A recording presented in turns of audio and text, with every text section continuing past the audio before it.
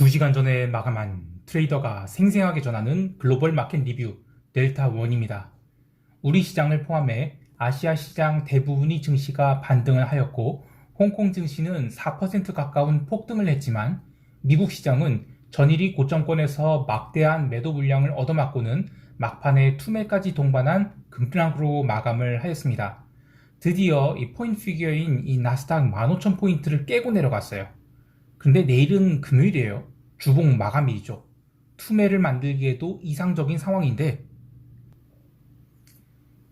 정말 두려운 시장입니다.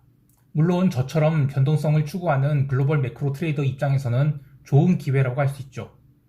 시장 어떻게 대응해야 할지 그리고 리스크 관리는 어떻게 해야 할지 꼼꼼히 살펴보겠습니다. 먼저 아시아 세션 갑니다.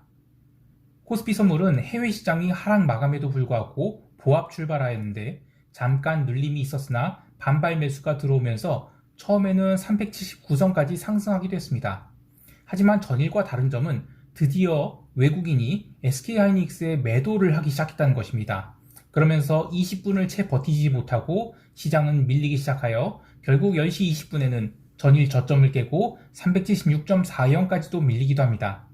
하지만 이후 홍콩 시장이 상승 전환을 하자 우리 시장도 아주 조심스럽게 상승하기 시작했는데 홍콩 시장이 장중에는 3%대 상승을 했고 장마감 이후에 추가 상승을 해서 야간 세션에 합치면 거의 5%짜리 급등이 나왔어요. 그럼에도 불구하고 우리 시장은 380선에 간신히 붙였을 뿐 정말 힘이 없었죠. 시장이 힘이 없었던 이유가 여러 가지가 있겠지만 오늘 최우선으로 꼽는 이유는 외국인이 비차익 현물 매도입니다. 오늘 외국인이 비차익 현물 매도를 거의 3천억 가까이 매도를 했습니다. 보통 해외 시장이 특히 홍콩 시장이 강세를 보일 때는 외국인들이 이머징 바스켓을 매수를 하면서 함께 한국물도 매수하는데 오늘은 전혀 그렇지 않았어요. 특히 오늘 외국인이 현물 매도 내역을 보면 인덱스를 아주 골고루 깠다는 것을 알 수 있는데요. 특히 삼성전자와 SK하이닉스에 각각 430억, 330억 매도가 나온 것은 인덱스 매도도 있지만 이제 반도체 반등이 끝난 게 아닌가 하는 생각이 들게 해요. 그 외에 외국인들이 선물 환매수가 나오지 않았다는 것, 이것도 시장 반등이 약한 이유였어요. 보통 홍콩 시장이 급등하게 되면 외국인이 한국 시장에 대한 이 프락시 매도를 한 것을 환매수를 해서 걷어내기 마련인데 오늘은 신규 매도를 안 했을 뿐 선물 환매수를 전혀 하지 않았습니다. 이 현물만 때리니 현물이 상대적 약세로 베이시스는 나쁘지 않았지만 선물 매수가 들어와서 시장을 당기면서 만들어낸 그런 콘텐고가 아니기 때문에 질적으로 좋은 콘텐고가 아니었던 것이죠. 자, 마지막 이유는 오늘 위클리 옵션 만기에 개인들이 또 시초가부터 콜풋 양매수를 바로 3만 개씩 질러버렸어요. 특히 지수가 눌리는 틈을 타서 콜옵션 매수를 낮은 가격에 많이 늘려버린지라 지수를 크게 당길 동력이 없었다고 봐야 되겠습니다. 여하튼 이 코스피 일봉을 양봉으로 만들어서 시장에 대한 기대감을 가져왔으나 방금 마감한 나스닥이 플러스 2%에서 마이너스 2% 넘게 밀어버린지라 우리 시장이 갭 다운은 불가피한데 전일 갭 다운 없이 바로 양봉 마감한 것을 보면 금요일 시장은 종합주가지수 2820포인트 근방에서 출발을 해서 외국인이 현선물 매도 대 개인이 현물 방어전 이렇게 일어나지 않을까 합니다. 마침 LG에너지솔루션 청약자금이 금요일날 환급되기 때문에 개인들이 화력이 어느 정도로 충전되었다고 봅니다. 따라서 오늘은 해외 시장이 연속된 음봉 마감에 금요일 시장만큼은 반등하지 않을까라는 기대감을 가진 매수자들과 그리고 이번에 물려도 괜찮을 것으로 보이는 매수자들 이런 쪽들이 외국인과 충돌을 하면서 지수의 장중 흐름을 만들어가지 않을까 합니다. 문제는 시장은 사실 1월 이후로 하락장이 시작됐어요. 그런데 우리 시장은 하락 각도가 그닥 심하게 벌어지지 않아서 아직도 투매가 나왔다고 할 수는 없는 상황입니다. 하지만 개별 종목은 마이너스 50% 이상이 수두룩하고 심지어 작년에 상장한 이 대형 IPO 종목들도 고가에서 상당히 많이 밀려있는지라 종합주가지수 2862포인트의 의미는 투자자들에게 다르게 다가올 것 같아요. 야, 3000포인트에서 10%도 밀리지 않는데 무슨 하락이냐 하실 수 있지만 작년에 IPO가 많아서 거품인 거예요, 지금. 여기서 10%인 이 150포인트가 더 밀리게 되면 고점 대비 10%, 그럼 이제는 2700선이 되는데 여기서는 일시적인 개투매가 나올 수 있다고 봐요. 그래서 저는 아직도 투매가 나오지 않았다고 보는데 심리적인 투매는 거의 나오기 직전이라고 보거든요. 그래서 이번 주에는 롱 없다 이렇게 보고 있습니다. 다만 어제 중국 인민은행이 LPR 그러니까 대출 우대금리 인하를 하면서 홍콩 지수가 폭등을 했어요. 근데 이 부분이 로컬 이슈이긴 하지만 이머징 인덱스를 좀 당겨놨기 때문에 우리 시장 또한 갭 다운 폭은 생각보단 적을 수 있습니다. 근데 갭 다운이 적으면 감사합니다 하고 매도할 찬스로 생각해야 된다고 봐요.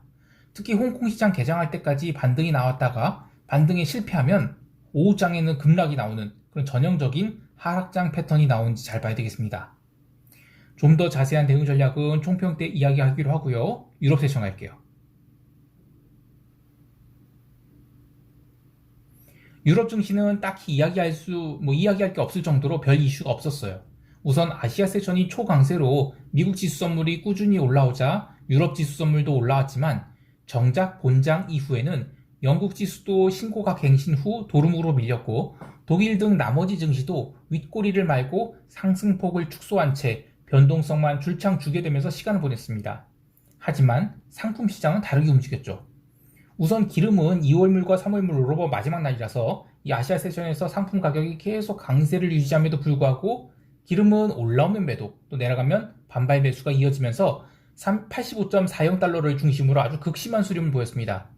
그리고 미국 세션 시작하기 전부터 기름값이 솔솔 올라오기 시작했는데 어제 새벽 API 원유 재고가 제법 크게 증가한 것으로 나와서 오늘 이 쿠싱 원유 재고마저 증가를 하면 정상적인 상황에서는 폭락이 나와도 아무렇지도 않은 상황이었어요.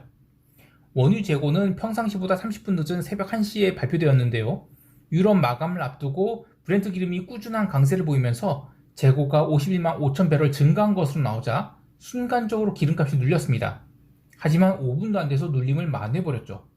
그리고 그대로 매수세가 이어지면서 결국 유럽 세션 마감 무렵에는 브렌트 기름을 89.2달러까지 땡겼고 또 그 유럽 세션 마감 후 5분 만에 텍사스 기름이 추가 슈팅을 줍니다. 그래서 87.10달러 그리고 브렌트 기름도 89.5달러를 기록하게 됩니다.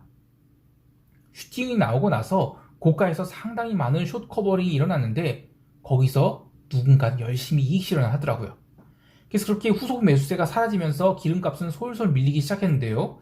저는 외봉 슈팅이 나왔다는 게 좀 특이하긴 한데 어쨌든 그 뒤로 천천히 그리고 꾸준히 밀리기 시작해서 85.8달러 그러니까 전일 마감한 자리까지 밀리게 됩니다. 새벽 4시 30분 2월물 최종 거래를 마치고 나서 미국 증시가 점점 하락을 하기 시작하자 상품 시장도 영향을 받으면서 텍사스 기름은 추가로 하락을 해서 결국 음봉을 그리면서 고점 대비 2.8달러 가량 밀어서 마감을 했습니다. 기름 말고도 이 구리값도 초반에 강세를 보여서 유럽 세션 마감 때는 톤당 9,900불대를 다시 회복했어요. 물론 이후 증시가 조정을 보이면서 코맥스 세션에서는 윗꼬리를 꽤 크게 달았지만 어쨌든 구리는 양봉으로 마감을 하게 되었습니다. 그런데 제가 오늘 유럽 세션 이야기를 할 때 상품 시장을 가장 먼저 이야기하고 또 비중을 많이 실었던 이유는 바로 라가르드의 발언 때문입니다. 유럽 세션 개장 1시간 전에 이 독일이 생산자 물가지수 이 PPI가 전월 대비로는 5%, 전년 동월 대비로는 무려 24.2%가 상승을 해요. 그러지 않아도 이 아시아 세션에서 커머디티 가격이 강세를 보이면서 어제 이어 오늘도 유로화가 강세를 보이겠거니 했는데 본장 시작하면서 유로화 구두 개입이 들어온 것인지 매도가 꾸준히 나오면서 ECB 관계자들이 발언이 시작됩니다. 우선 라가르드는 여전히 인플레이션이 안정된 후 하락할 것이다 라고 하면서 최근의 물가 상승률은 에너지 가격 때문이라고 했어요. 그러니까 이게 계속 오를 수 없고 그리고 공급망 병목 현상도 누그러질 것이니까 너희들 유로화 롱베팅 하지 말라 이런 간접적인 사인을 줬습니다. 이후 ECB 정책위원인 이 파블로 에르난데스 데코스 스페인 중앙은행 총재는 그냥 대놓고 올해 금리 인상 없을 것이다 이렇게 예상한다 이렇게 못 박았어요. 자, 그런데 그 발언 이후 텍사스 기름은 수렴을 마치고 점진적 상승을 했어요. 그리고 브렌트 기름도 꾸준히 상승해서 유럽 세션 마칠 때는 89달러까지 갔죠. 라가르드가 무슨 작년에 파월도 아니고 인플레이션 자꾸 트랜지터리 이런 식으로 얘기를 하고 있는데 시장은 웃기시네 하는 것입니다. 결국 유로화는 눌림시마다 계속 매수가 들어오면서 어떻게든 하락을 막았어요. 근데 아쉽게도 유럽 마감 후에는 이 롱스탑이 조금씩 나오고 또 미국 시장이 급락을 하자 달러 강세가 들어오면서 결국 1.1345까지 밀렸어요. 1.13 145까지 밀리게 됐습니다. 자, 이렇게 되면 고민이 여러 가지가 생겨요. 오늘 증시 급락에 리스크 회피로 상품 가격들 다 윗골이 달았는데 이렇게 되면 라가르드 말이 진짜 맞는 건가? 상품들 다 고점 찍은 것일까요? 그렇다면 유로 롱베팅도 잘못된 것일까요? 저는 그렇게 보지 않는데요. 자, 그 이유는 오늘 미국 시장이 이 정도 급락이 나왔으면 달러는 완전히 폭등해야 정상이에요. 근데 이 정도는 아무것도 오른 게 아니에요. 특히 이 그 미국 개장 전에 발표됐던 이 신규 실업 수당 정권 건수 미국 이게 무려 28만 6천 건 나왔어요. 컨센서스보다 한참 높게 굉장히 나쁘게 나온 거죠. 그러니까. 근데 오늘 마감 시황 나오는 것도 보면 뭐 신규 실업 수당 정권 건수가 많이 나와서 미국 시장이 하락을 했습니다. 뭐 이따구로 장중 흐름도 안 챙겨보고 떠들고 앉아 있는데 실제로는 이랬어요. 신규 실업 수당 정권 건수가 나쁘게 나왔는데 그때부터 나스닥 선물은 아예 레벨업을 합니다. 그리고 유로화도 그때부터 상승을 시작해요. 그래서 이 미국 지표가 나쁘게 나와서 달러가 밀린 아주 정상적인 흐름이었고요. 오후장에 지수 급락 때 달러가 강세를 보인 것은 어쩔 수 없는 리스크 오프 때문에 비달러를 매도하면서 유로화가 밀린 것이라고 할 수 있겠습니다. 상품 시장이 본격적으로 망가지기 시작한다면 이 라가르드의 말이 맞는 것이죠. 그러면 어쩔 수 없이 유로가 더 밀리게 되겠지만 만약 내일 하루 잘 버텨준다면 다음 주에는 재차 유로가 상승하지 않을까 그렇게 생각을 해요. 그리고 다음 주의 유로화 상승은 콜옵션 매수를 질러볼 수 있는 그런 상황도 되지 않을까 합니다. 채권 시장 얘기도 해봐야 되는데 고용지표 때 미국 국채는 반응하지 않았어요. 근데 그 이유는 유럽 세션 시작하면서 유럽 국채가 점진적인 상승을 시작했고 그러면서 미국 국채도 꾸준히 상승했기 때문에 이 특별히 모멘텀이 있는 움직임이 아닌 라가르드의 발언 등으로 저가 매수가 들어와서 채권이 올라왔다. 뭐 이 정도로만 해석하고자 합니다. 자, 이제 미국 세션 갈게요. 미국 지수 선물은 아시아 세션에서 꾸준한 상승을 한 상황에서 미국 세션 시작하면서 나스닥 중심으로 꾸준한 상승이 들어왔어요. 그래서 전일이 고점권인 15,300포인트를 아주 빠르게 넘겼습니다. 장 초반에는 기술주들이 초강세를 보였고 또 전일까지 많이 눌렸던 모건 스탠리 같은 주식이 강한 초강세를 보였어요. 금융주고 뭐고 초반에는 골고루 강세를 보이면서 시장을 강하게 끌어올렸는데 문제는 그렇게 나스닥과 S&P가 강세를 보이면서 변동성을 쳐눌러들 때 유럽 시장은 상승폭을 더 늘리지 않고 빌빌댔습니다. 그리고 미국 시장도 장중에 현물 매도세가 어지간히 쏟아지긴 했는데 그래도 변동성 매도가 시장을 압도하면서 지수를 유럽 마감 39분 전까지 끌고 올라갔습니다. 그렇게 장중 고점 2%를 달성했는데 그 다음부터는 이 15,300선을 넘어갈 때마다 계속 매도가 쌓였어요. 근데 이게 분명히 일봉으로 보면 전일이 그 매도가 쌓였던 그 자리거든요. 처음에 숏 커버링 나왔을 때는 시장가 매도가 나왔는데 그 이후에는 그냥 올라오자마자 계속 매도가 쌓이는 식으로 위쪽을 단단히 틀어막았습니다. 사실 하락장이라고 본다면 그 자리에서 매도를 쌓는 것은 아주 자연스러운 일이에요. 그러나 오늘 아시아 세션에서 주요 지수가 초강세 보였고 또 미국 본장 이후 그 골든 드래곤 차이나 인덱스 또 폭등을 했죠. 그래서 과연 밀릴 수 있을까? 이런 생각을 했습니다. 또 이 포인트 피겨인 이 15,000선을 나스닥 15,000선을 아시아 세션 전산장에서 잠깐 깼다가 회복했기 때문에 그리고 바로 1% 갭상승했어요. 그러면 이 숏 커버링이 나오면서 종가 고가를 만들어도 뭐 하락장에서 있을 수 있는 아주 전형적인 그런 반등이기 때문에 숏을 보기가 어려웠습니다. 오히려 오전장의 상승은 일중으로 단기 매수를 할 만했는데 유럽 세션 마치고 지수가 눌릴 때도 사실 폭락은 아니었거든요. 변동성이 상승하지 않았기 때문입니다. 자, 그럼 뭐가 문제냐? 자, 첫 번째 문제는 새벽 2시 30분에 이 마지막 알고리즘 매수가 시장을 방어할 때 그 위로 한번 당겨요. 그런데 더 이상 매수가 들어오지 않았습니다. 그래서 새벽 3시에 이 15,250포인트를 깨면서 스탑로스가 시작돼요. 두 번째 문제는 그래도 당일 시가선인 15,180선에서는 일단은 멈추게 됩니다. 그래서 새벽 4시부터는 장중에 들어온 숏포지션들이 탈출하면서 일시적으로 다시 15,220포인트까지 반등을 했는데 더 이상 알고리즘 매수가 들어오지 않았어요. 결국 10분 동안만 이 반등을 해놓고서는 후속 매수세가 들어오지 않자 본격적인 스탑로스가 시작되었고 그 뒤로 뭐 그냥 시가선 깨고 내려가기 시작하니까 아무런 방어장치 없이 추풍낙엽으로 하락을 하였습니다. 그렇게 하락이 멈춘 곳은 첫 번째는 이제 15,030포인트, 그러니까 전일 뭐 저가권이었죠. 거기까지 내려오고 나서는 또 반등을 할까 했는데 진짜 반등이 반등 같지도 않았어요. 또 여지없이 밀기 시작하면서 뭐 그다음부터는 이제 매수세 완전 실종. 그래서 종가 저가로 처박혔죠.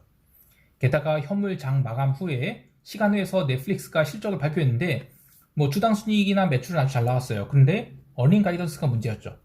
강한 신규 가입자를 기대하기가 어렵다는 이야기가 나오면서 시간외에서 무려 20%에 가까운 하락을 하자 나스닥 지수를 마감 후에만 또 150포인트를 더 밀어버렸어요.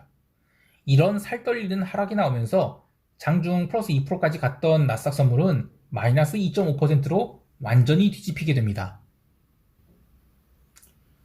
나스닥이 급락이 또 다른 의미가 있는 이유는 드디어 변동성이 1월 고점을 넘겼다는 것이죠.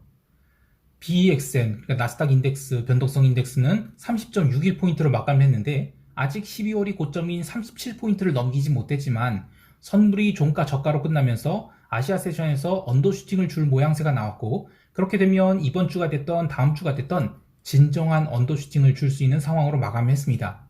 그러니까 이런 하락에 시장이 다 내려왔다라고 생각하면 오산인 것이죠. 마찬가지로 빅스 선물, 그러니까 S&P 변동성 선물 또한 이 선물은 25.5포인트로 마감했어요. 근데 빅스 인덱스는 25.59포인트로 마감했어요. 선물이 백오데이션 상태예요. 그러니까 이거는 이제 지수의 본격적인 투매가 시작됐다는 것입니다. 마찬가지로 빅스 지수도 아직 12월이 고점을 돌파하지 못했어요. 따라서 미국 지수 S&P 하락 또한 아직도 더 남아있다고 봐야 될 것입니다. 다만 오늘 오후장은 사실상 투매 첫날이라고 봐도 과언이 아닌데 투매가 3번 이어지게 되면 아무리 하락장이라고 해도 초강력 반등이 나올 수 있어요. 그러니까 다음 주에는 시장에서 롱 포지션을 쌓을 수 있는 준비를 슬슬 해야 되고 이번 주는 롱 아니다 이렇게 보고 있습니다. 개별 종목 보면 로빈후드가 오전장에는 반등을 했지만 오후장에 밀리면서 13.69달러까지 밀렸고 이제 12달러까지는 정말 얼마 안 남았어요. 다음 주에 12달러 선에 들어오게 되면 저는 적극적으로 담아볼 생각입니다. 그리고 그 외에 뭐 보잉, G, 캐트필러 같은 이 굴뚝주들이 어제에 이어서 또 얻어맞았고 모더나는 오늘도 뭐 마이너스 3.76% 하락하면서 그냥 한 주 사이에 아주 박살이 나고 있습니다. 구글이나 엔비디아, 아마존 뭐 이런 기술주들은 말할 것도 없이 다 쳐맞았고요. 자, 여기까지 하고 시장 총평하면서 대응 전략 이야기할게요.